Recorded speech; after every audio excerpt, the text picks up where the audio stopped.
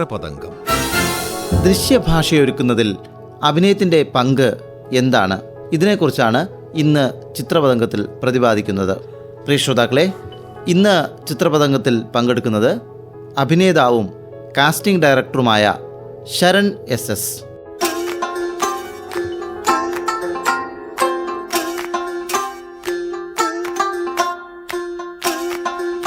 കഴിഞ്ഞ എപ്പിസോഡിൽ നമ്മൾ അഭിനയത്തിൻ്റെ വിവിധ തലങ്ങളെക്കുറിച്ച് സംസാരിച്ചിരുന്നു. ഇന്ന് നമ്മൾ പറയാൻ പോകുന്നത് ഒരു നടൻ എന്തൊക്കെ ചെയ്യാൻ കഴിയും, അഭിനയത്തിൽ എത്രത്തോളം ഇമ്പ്രൂവ് ചെയ്യാൻ കഴിയും, അതിൻ്റെ സാങ്കേതിക വശങ്ങളെക്കുറിച്ചാണ്. സാങ്കേതിക വശം എന്ന് പറയുമ്പോൾ നമുക്കറിയാം, എപ്പോഴും നമുക്ക് പറയുന്ന പോലെ തേച്ച് മിനുക്കിയാണ് നമ്മൾ എന്ത് ചെയ്യുന്നത്, മൂർച്ച കൂട്ടേണ്ടത്. തീർച്ചയായിട്ടും. അതായത് ഒരു നടനെന്ന് പറയുമ്പോൾ അങ്ങനെ തന്നെ ആയിരിക്കണം. അവൻ എല്ലാ തിയറിറ്റിക്കൽ ആസ്പെക്ട്സിൽ നോക്കിക്കഴിഞ്ഞാലും അതുപോലെ തന്നെ അതിൻ്റെ പ്രാക്ടിക്കൽ ആസ്പെക്ട്സിലായിരുന്നാലും അത് ചെയ്ത് ഇമ്പ്രൂവ് ആകണം. ഒരു ഡോക്ടർ എങ്ങനെയാണ് ഒരു നല്ല ഡോക്ടർ ആകുന്നത് എന്നതുപോലെ തന്നെയാണ് അഭിനയത്തിൻ്റെ കാര്യത്തിലും ചെയ്യേണ്ടത്.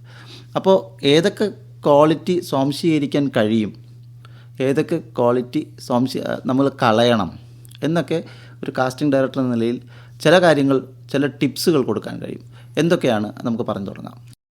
തീർച്ചയായിട്ടും ഒരു നടൻ ഈ പറഞ്ഞ പോലെ നമുക്കൊരിക്കലും അങ്ങനെ വിവക്ഷിക്കാനോ അല്ലെങ്കിൽ ഇങ്ങനെ കൃത്യമായ വരമ്പ് തീർക്കാൻ അല്ലെങ്കിൽ ലിമിറ്റഡ് ആയിട്ട് സ്പേസിൽ നിർത്താനോ പറ്റില്ല. ചെയ്യാൻ പാടുള്ളതും ചെയ്യാൻ പാടില്ലാത്തതും അങ്ങനെയൊന്നില്ല തീർച്ചയായിട്ടും. പക്ഷേ ചില ഒരു മിസ്കൺസെപ്ഷൻ അല്ലെങ്കിൽ ചില തെറ്റിദ്ധാരണകൾ എന്ന് പറയുന്ന കുറച്ച് കാര്യങ്ങൾ ഇപ്പോൾ വളരെ സിമ്പിളായിട്ട് ശ്രോതാക്കൾക്ക് മനസ്സിലാകുന്ന രീതിയിൽ പറയാം. ഇപ്പോൾ നമ്മളൊരു കഥാപാത്രം ചെയ്യാൻ പോകുന്ന സമയത്ത് ഇപ്പോൾ ഞാൻ അഭിനയിക്കുന്നത് ഒരു സാധാരണക്കാരനായിട്ട് അല്ലെങ്കിൽ ഒരു നാട്ടുംപുറത്തുള്ള ഒരു സാധാരണക്കാരൻ, അയാൾ കൂലിപ്പണിക്ക് പോകുന്ന ആളായിരിക്കും. അയാളൊരു പക്ഷേ തൻ്റെ ലുക്കിലോ കാര്യമായിട്ട് ശ്രദ്ധിക്കാത്ത ഒരാളായിരിക്കും. അപ്പോൾ നടൻ ഒരിക്കലും എന്നെ ആൾക്കാർ കാണുന്നതാണ് അതുകൊണ്ട് എപ്പോഴും തല ചീകി വെക്കണം എന്നൊന്നും വിചാരിക്കാൻ പാടില്ല എന്ന് പറയാം. അതായത് കഥാപാത്രത്തെക്കുറിച്ച് മാത്രമാണ് ചിന്തിക്കേണ്ടത്. അയാളെ എങ്ങനെ നാട്ടുകാർ കാണും, ജഡ്ജ് ചെയ്യും എന്നുള്ള രീതിയെക്കുറിച്ച് ചിന്തിക്കാൻ പാടില്ല എന്നുള്ളത് ഒരു പ്രധാനപ്പെട്ട കാര്യമാണ്. രണ്ടാമത്തെ കാര്യം എന്ന് പറയുന്നത്, ഒരു കഥാപാത്രം ചെയ്യാൻ വേണ്ടി പോകുന്ന സമയത്ത് കൃത്യമായിട്ട് നമ്മൾ അത് ഓഡിഷന് വേണ്ടി പോകുന്ന സമയത്താണെങ്കിലും ആ ഡയലോഗ് പഠിച്ചിരിക്കണം എന്നുള്ളത്, അല്ലെങ്കിൽ ആ സാഹചര്യം മനസ്സിലാക്കിയിരിക്കണം എന്നുള്ളത് നിർബന്ധമാണ്. ഈ ഡയലോഗ് പഠിക്കുമ്പോൾ എപ്പോഴും ഞാൻ കാണാറുള്ള കാര്യം, ആൾക്കാർ അഭിനയിക്കുമ്പോൾ ഡയലോഗിൽ സ്ട്രക്ക് ചെയ്ത് നിൽക്കും, അഭിനയം പുറത്തേക്ക് വരില്ല. പുറത്തേക്ക് വരട്ടെ എന്ന് പറയുമ്പോൾ ഡയലോഗ് മാത്രം കൃത്യമായി ഓർക്കുകയും അഭിനയം വരാത്ത ഒരവസ്ഥയും വരും. അതായത് ഡയലോഗ് പഠിക്കുക എന്ന് പറയുന്നതിനൊരു പ്രോസസ്സ് ഉണ്ട്. ഇപ്പോൾ നമ്മൾ പരീക്ഷ എഴുതാൻ പഠിക്കുന്നത് പോലെ കാണാണ്ട് പഠിക്കുക എന്നുള്ള രീതിയിലല്ല, ഒരു തരം മനസ്സിലാക്കലാണ്. അതായത് ഇപ്പോൾ ഞാൻ ഈ സംസാരിക്കുന്ന കാര്യങ്ങളെന്ന് പറയുന്നത് എപ്പോഴൊക്കെയോ ഞാൻ പഠിച്ചതും ഞാൻ മനസ്സിലാക്കിയതുമായിട്ടുള്ള കാര്യങ്ങളാണ്. ഇതാണ് ഞാൻ ഈ സംസാരിച്ചുകൊണ്ടിരിക്കുന്നത്. അല്ലെങ്കിൽ നമ്മൾ സംസാരിക്കുമ്പോൾ ഡെയിലി ലൈഫിൽ സംസാരിക്കുന്ന സമയത്ത് നമ്മൾ അതിന് മുമ്പ് കണ്ടതോ അനുഭവിച്ചോ ആയുള്ള കാര്യങ്ങളെക്കുറിച്ചാണ് നമ്മൾ സംസാരിക്കുന്നത്. ഇത്രയേ ഉള്ളൂ ഡയലോഗ്സ് എന്ന് പറയുന്നത്. ഈ ക്യാരക്ടർ ഇതിന് മുൻപ് എപ്പോഴോ ഒരു പ്രത്യേക സാഹചര്യത്തിലൂടെ കടന്നു പോവുകയോ അല്ലെങ്കിൽ അയാൾ പറയുന്ന ഡയലോഗ് എന്ന് പറയുന്ന സാഹചര്യം അയാൾ അനുഭവിക്കുകയോ ചെയ്തിട്ടുണ്ട്. അവിടെ നിന്നിട്ട് അയാളുടെ ഓർമ്മ പങ്കുവെക്കുകയാണ്, അല്ലെങ്കിൽ അയാളുടെ അനുഭവം പങ്കുവെക്കുകയാണ് ചെയ്യുന്നത്. ആ ഇമോഷനോടുകൂടി അത് പങ്കുവെക്കുകയാണ് ചെയ്യുന്നത്. ഒരിക്കലും അവിടെ എഴുതി വെച്ചിരിക്കുന്നത് പറഞ്ഞു തീർക്കുക അങ്ങനെ ഒന്നുമല്ല. അപ്പോൾ ഈ അനുഭവിച്ചിട്ടുണ്ടാവുക എന്ന് പറയുന്നത് നടൻ ആദ്യം ഉൾക്കൊള്ളുക എന്ന് പറയുന്നൊരു കാര്യമുണ്ട്. ഇപ്പം ആ സാഹചര്യത്തിൽ എന്തൊക്കെ സംഭവിച്ചിരിക്കാം, എന്തൊക്കെ മാനസിക പ്രയാസങ്ങളിലൂടെ കടന്നു പോയിരിക്കുക എന്നുള്ളത് ഉൾക്കൊള്ളുക, മനസ്സിലാക്കുക എന്നുള്ളത് ഇമ്പോർട്ടൻ്റ് ആണ്. ഡയലോഗ് മനസ്സിലാക്കുക എന്ന് പറയുന്നതിൻ്റെ പ്രാധാന്യം എവിടെയാണെന്ന് വെച്ചാൽ, നമ്മൾ ഒരു വാചകം അല്ലെങ്കിൽ ഒരു ഡയലോഗ് വായിക്കുന്ന സമയത്ത് ഒരു അത്യാവശ്യം സെൻസിബിളായിട്ടുള്ളൊരു ആക്ടർക്ക് മനസ്സിലാവും ഇത് ഏത് സാഹചര്യത്തിലുണ്ടായ അല്ലെങ്കിൽ ഏത് സാഹചര്യത്തിൽ പറയുന്ന കാര്യമാണെന്നുള്ളത്. അപ്പോൾ നമ്മൾ ഈ ഡയലോഗ് മനസ്സിലാക്കുമ്പോൾ അല്ലെങ്കിൽ അത് പഠിക്കുമ്പോൾ തന്നെ ഇയാളുടെ അപ്പോഴത്തെ സിറ്റുവേഷൻ എന്താണ്, ഏത് രീതിയിലാണ് ഇയാൾ പറയുന്നത് എന്നൊക്കെയുള്ള ഏകദേശ ധാരണ കിട്ടും. അത് മനസ്സിലാക്കാൻ വേണ്ടിയിട്ടാണ് ഡയലോഗ് നമ്മൾ എടുക്കണം എന്ന് പറയുന്നത്. മാത്രമല്ല, ഇപ്പോൾ ഓഡിഷനൊക്കെ പോകുന്ന സമയത്ത് ഒരു ഒറ്റ പേപ്പർ സ്ക്രിപ്റ്റ് ആയിരിക്കും കൊടുക്കുന്നത്. അത് നമ്മൾ പഠിച്ചുകൊണ്ട് പോയി ചെയ്യുക എന്ന് പറയുന്നതാണ് ഇതിലെ പ്രൊഫഷണലിസം എന്ന് പറയുന്നത്. അതാണ് രണ്ടാമത്തെ പോയിന്റ് എന്ന് പറയുന്നത്. ഒരു നടൻ ഇനി ഇപ്പോൾ ഡയലോഗ് പഠിക്കുന്ന കാര്യത്തിൽ മാത്രമല്ല, എന്ത് സിറ്റുവേഷൻ ആണെങ്കിലും നമ്മൾ കൊടുത്തിട്ടുള്ള വാക്കാണ് നമ്മൾ ഈ സമയത്ത് ഇവിടെ വന്ന് ഇത് അഭിനയിക്കുക അല്ലെങ്കിൽ ഇത് അഭിനയിച്ചുകൊള്ളുക എന്നുള്ള സംഭവം. അല്ലെങ്കിൽ നമ്മളൊരു ദിവസത്തേക്ക് ഇപ്പോൾ കാശ് വാങ്ങിയിട്ടാണെങ്കിലും നമ്മുടെ ശരീരവും മനസ്സും വാടകയ്ക്ക് കൊടുക്കുന്ന ഒരു പ്രോസസ്സാണ്. അപ്പോൾ അവിടെ കുറച്ച് ദൃഢമായി പറഞ്ഞു കഴിഞ്ഞാൽ അയാൾക്ക് വേറെ പേഴ്സണൽ കാര്യങ്ങളൊന്നും ഇല്ല അവിടെ. അവിടെ വളരെ പ്രൊഫഷണലി നമ്മൾ എന്താണോ നമ്മുടെ ഉത്തരവാദിത്വം അത് ചെയ്യുക എന്നുള്ളത് തന്നെയാണ്. അത്തരം പ്രൊഫഷണൽ സമീപനം കാത്തു സൂക്ഷിക്കുക എന്ന് പറയുന്നത് വളരെ പ്രധാനമാണ്. കാരണം സമയം എന്ന് പറയുന്നത് കൃത്യമായി പാലിക്കുക. പലപ്പോഴും നമുക്ക് മിസ്സാകുന്നൊരു കാര്യമാണ് കൃത്യനിഷ്ഠ ഉണ്ടാവുക, ഒരു ടൈം പറഞ്ഞാൽ ആ സമയത്ത് അവിടെ എത്തുക എന്നുള്ളത്. അല്ലെങ്കിൽ ഇപ്പോൾ പലരും ലേറ്റ് ആകാനുള്ള സാഹചര്യങ്ങൾ ഉണ്ടാവുക, സിറ്റുവേഷനൊക്കെ സ്വാഭാവികമാണ്. ഇത് കൃത്യമായിട്ട് കമ്മ്യൂണിക്കേറ്റ് ചെയ്യുക എന്നുള്ളതും പ്രധാനമാണ്. അപ്പം വൈകുമെന്നുണ്ടെങ്കിൽ നമ്മളൊന്ന് കമ്മ്യൂണിക്കേറ്റ് ചെയ്ത് കഴിഞ്ഞാൽ ഒരു പക്ഷേ അവർക്ക് വേറെ എന്തെങ്കിലും കാര്യങ്ങൾ അവിടെ പ്ലാൻ ചെയ്യാൻ പറ്റും. ഇത്തരം ഇതിനേക്കാണ് പ്രൊഫഷണൽ ആയിട്ടുള്ള സമീപനം എന്ന് പറയുന്നത്. ഇതൊന്നും ചെയ്യപ്പെടാതിരിക്കുക, പിന്നെ സെറ്റിൽ വന്നു കഴിഞ്ഞാൽ ഇത് പ്രോപ്പറായിട്ട് ഈ പറഞ്ഞ സീനിലേക്ക് വരാൻ സമയം എടുക്കുക, വേറെ ചില പ്രാക്ടീസുകളിലേക്ക് പോവുക, ഇത്തരം കാര്യങ്ങളാണ് ഒട്ടും അഭികാമ്യമല്ലാത്തൊരു ഒരിക്കലും അഭികാമ്യമല്ലാത്ത കാര്യം. ഈ അടുത്ത കാലത്ത് ഒരു കോൺട്രവേഴ്സി ഉണ്ടായി. ഒരു നടൻ നിങ്ങളിങ്ങനെ പറഞ്ഞു കഴിഞ്ഞാൽ എനിക്ക് ആ ഒരു ക്യാരക്ടറിലേക്ക് വരാൻ കുറേ സമയമെടുക്കും എന്നൊക്കെ പറഞ്ഞിട്ട് ഭയങ്കരമായിട്ട് ഉണ്ട്. അങ്ങനെ ഒരു ക്യാരക്ടറിലേക്ക് വരാൻ സമയമെടുക്കുന്ന കുറച്ച് കാര്യങ്ങളുണ്ടോ? അത് എന്തുകൊണ്ടാണ് അങ്ങനെയൊക്കെ വരുന്നത്? ഞാൻ നമ്മുടെ കഴിഞ്ഞ എപ്പിസോഡുകളിൽ സംസാരിച്ചിരുന്ന പോലെ ഓരോ നടന്മാരും ഓരോ മെത്തേഡുകളാണ് യൂസ് ചെയ്യുന്നത്. അവർക്ക് ഇപ്പോൾ ഒരു മെത്തേഡല്ല, ഒരുപാട് മെത്തേഡുകളുണ്ട്. അതിൽ അവർക്ക് ചിലപ്പോൾ ഈ പറഞ്ഞ ക്വിക്കായിട്ട് ക്യാരക്ടറിലേക്ക് കയറാനുള്ള ടെക്നിക്സോ മെത്തേഡ്സോ ഉണ്ടാവും, ചിലർക്ക് സമയമെടുത്തുള്ള മെത്തേഡ്സ് ഉണ്ടാവും. പക്ഷെ അതൊക്കെ നമുക്ക് മനസ്സിലാക്കാൻ പറ്റും. നമ്മൾ ഇതൊരിക്കലും ഞാൻ പറയുന്നില്ല ഇതൊരു മെക്കാനിക്കൽ പ്രോസസ്സാണെന്ന്. പക്ഷേ നമ്മൾ ഇതിനു വേണ്ടി എടുക്കുന്ന പ്രാക്ടീസ്, തയ്യാറെടുപ്പുകൾ എന്നൊക്കെ പറയുന്നത് നമ്മൾ ഏത് മൊമെൻറ്റിലും ക്യാരക്ടറിലേക്ക് സ്വിച്ച് ചെയ്യാനുള്ള ഒരു കേപ്പബിലിറ്റി ഉണ്ടാക്കിയെടുക്കുക എന്നുള്ളത് തന്നെയാണ്. നമ്മൾ ഒരുപാട് മറ്റ് ചിന്തകളിലേക്ക് പോകുന്ന സമയത്താണ് നമുക്കിതിലേക്ക് കൃത്യമായിട്ട് കോൺട്രിബ്യൂട്ട് ചെയ്യാൻ പറ്റാണ്ടാവുന്നത്. ഒരാൾക്ക് ഒരു റെസ്പോൺസിബിലിറ്റി ഉണ്ടെങ്കിൽ അത് തീർക്കുക എന്നുള്ളതാണ്. അതാണ് ഞാൻ നേരത്തെ പറഞ്ഞത്. നമ്മൾ ഒരു സെറ്റിൽ രാവിലെ 6 മണിക്ക് അല്ലെങ്കിൽ 6:30 ഒരു ആക്ടറുടെ ഷൂട്ടിംഗ് ടൈം സ്റ്റാർട്ട് ചെയ്യുമെങ്കിൽ അത് അന്ന് ലേറ്റ് നൈറ്റ് ഒന്നും പോയിട്ടില്ലെങ്കിൽ കൃത്യമായിട്ടൊരു 9 മണി 9:30 അത് കഴിയും, അതിനുള്ളിൽ തന്നെ കഴിയും. പക്ഷേ ഇതിന് വളരെ മുൻപും ഈ പറഞ്ഞ ടൈമിന് വളരെ ശേഷവും സെറ്റിൽ വരികയും പോവുകയും ചെയ്യുന്ന വേറൊരു വലിയ വിഭാഗമുണ്ട് സിനിമയിൽ വർക്ക് ചെയ്യുന്നത്.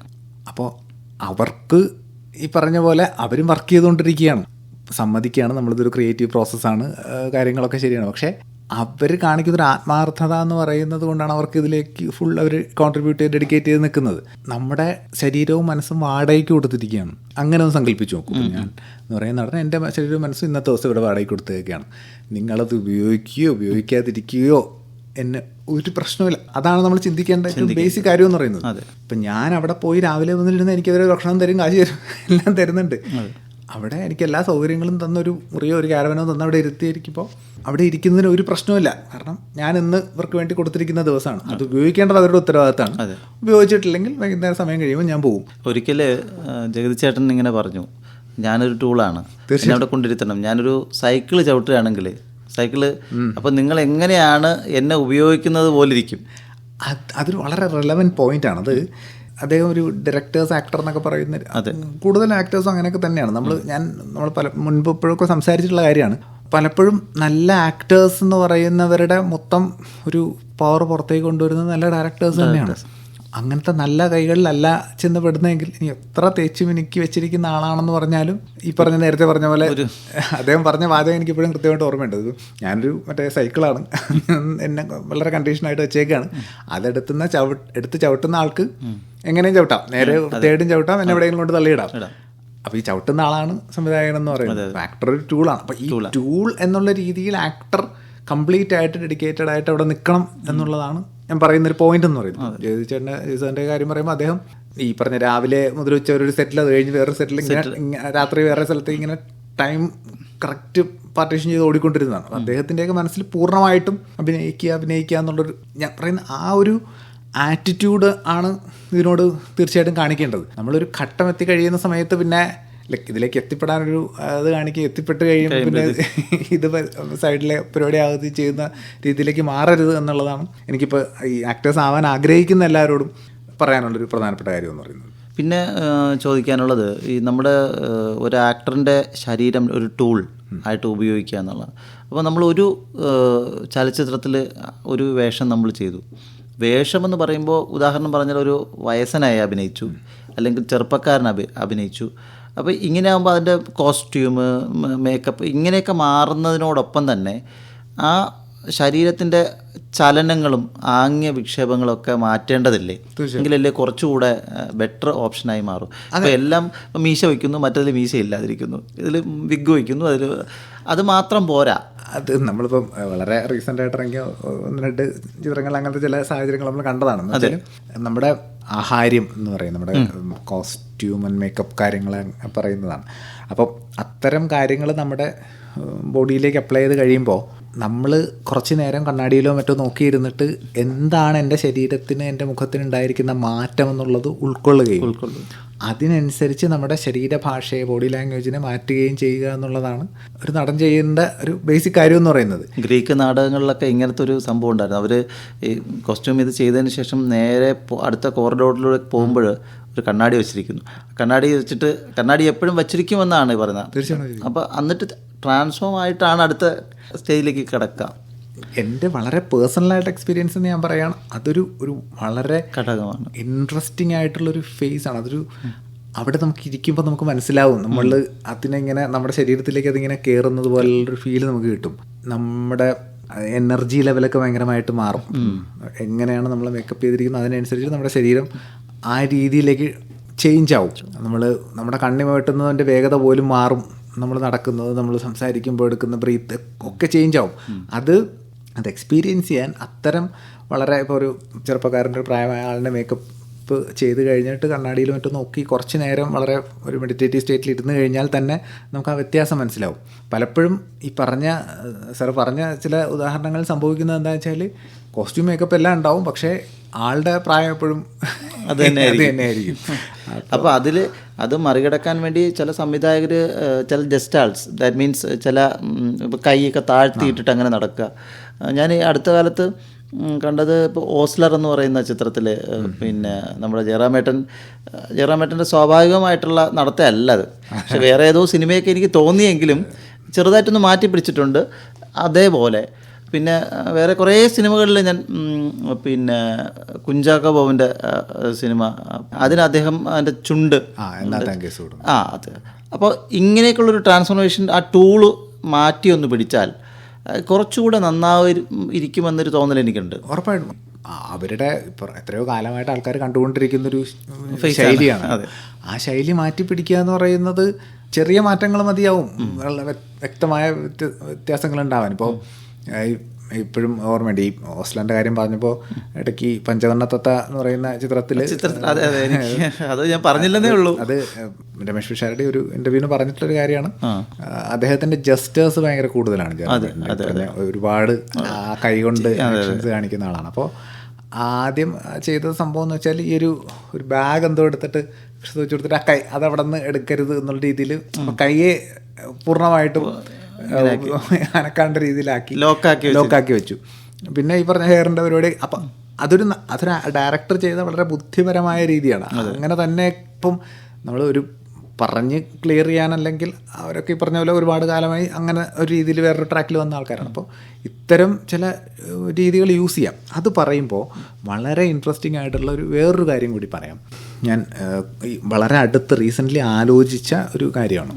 ഇപ്പോൾ ഒരു ആക്ടിങ് ട്രെയിനർ എന്നുള്ള രീതിയിൽ വളരെ ആത്മവിശ്വാസത്തോടു കൂടി ഞാൻ പറയുന്നൊരു കാര്യം എന്താണെന്ന് വെച്ചാൽ, നമുക്ക് ആരെയും അഭിനയിപ്പിക്കാം എന്നുള്ളൊരു കോൺഫിഡൻസ് കഴിഞ്ഞ 1-2 ചിത്രങ്ങളിൽ പല രീതിയിൽ വർക്ക് ചെയ്തതിൻ്റെ ഒരു എക്സ്പീരിയൻസ് ഇന്ന് എനിക്ക് കിട്ടിയിട്ടുണ്ടായിരുന്നു. അതായത് നമ്മൾ അഭിനയം ട്രെയിനിങ് കൊടുക്കുന്നത് ഒരു ഘട്ടം, അതായത് ഇപ്പോൾ ആക്ടേഴ്സിനെ സിനിമയ്ക്ക് മുമ്പോ മറ്റോ അവർക്ക് ക്യാരക്ടറിലേക്കുള്ള ട്രെയിനിങ്ങും കാര്യങ്ങളൊക്കെ കൊടുക്കുന്നതിനെ കുറിച്ചാണ് നമ്മൾ ഇത്രയും നാൾ സംസാരിച്ചുകൊണ്ടിരുന്നത്. ഇതൊരു പുതിയൊരു രീതിയെക്കുറിച്ച് ഞാൻ ആലോചിച്ചത്. ഇപ്പോൾ നമ്മൾ ലൊക്കേഷനിലുണ്ടെന്ന് വെച്ചോളൂ, അഭിനയിക്കുന്ന ഇപ്പോൾ ആക്ടേഴ്സ് പെർഫോം ചെയ്യുന്ന ലൊക്കേഷനിലുണ്ടെങ്കിൽ ഒരു പുതിയ ആളിനെ അയാളോട് വേണമെങ്കിൽ വ്യക്തമായിട്ട് ഈ പറഞ്ഞ പലപ്പോഴും നമുക്ക് വ്യക്തമായിട്ട് എല്ലാ കാര്യങ്ങളും പറഞ്ഞാൽ അദ്ദേഹം അത്ര എക്സ്പീരിയൻസ്ഡ് അല്ല ഈ മേഖലയിലെങ്കിൽ കൃത്യമായിട്ട് കിട്ടിക്കൊള്ളണമെന്നില്ല, ചെറിയ സമയത്തിൻ്റെ പരിമിതി ഉള്ളതുകൊണ്ട്. പക്ഷേ നമുക്ക് ചില ടൂൾസ് ഉപയോഗിച്ചിട്ട് ഇയാളെ നമുക്ക് ആവശ്യമുള്ള രീതിയിൽ അഭിനയിപ്പിക്കാൻ പറ്റും.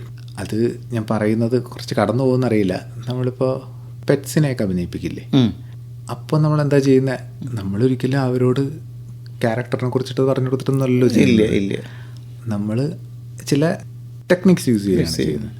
അപ്പോൾ ചില സമയത്ത് വിളിക്കുന്ന സമയത്ത് അവർ നോക്കുമ്പോൾ അപ്പോൾ ഇത് ഒരു കോമ്പിനേഷനാണ്. അതിപ്പോൾ നമ്മൾ എങ്ങനെ ആ ഷോട്ട് എങ്ങനെ വെക്കണം, ഏത് രീതിയിൽ അത് 48 ഷൂട്ട് ചെയ്യണോ അല്ലെങ്കിൽ ഏത് രീതിയിൽ അത് ആംഗിൾ ചെയ്യണോ എന്നൊക്കെയുള്ള രീതിയിൽ അങ്ങനെ ഒരു കോമ്പിനേഷനിൽ വർക്ക് ചെയ്ത് കഴിഞ്ഞാൽ ഒരു ലൈക്ക് അത്രയും സപ്പോർട്ടീവായിട്ടൊരു സിസ്റ്റം ആണെങ്കിൽ നമുക്ക് ആരെ കൊണ്ടുപോകണമെങ്കിലും അഭിനയം. അഭിനേതാവും കാസ്റ്റിംഗ് ഡയറക്ടറുമായ ശരൺ SS പങ്കെടുത്ത പരിപാടിയാണ് ശ്രോതാക്കൾ ഇതുവരെ കേട്ടത്. ആഖ്യാനം ലൗലി, സഹായം ലക്ഷ്മി പരശുരാമൻ, രചന ഏകോപനം നിർവഹണം NS ജയമോഹൻ.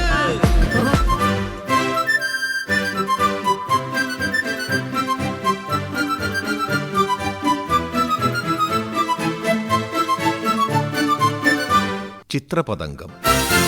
അവതരണം ആകാശവാണി കൊച്ചി നിലയം.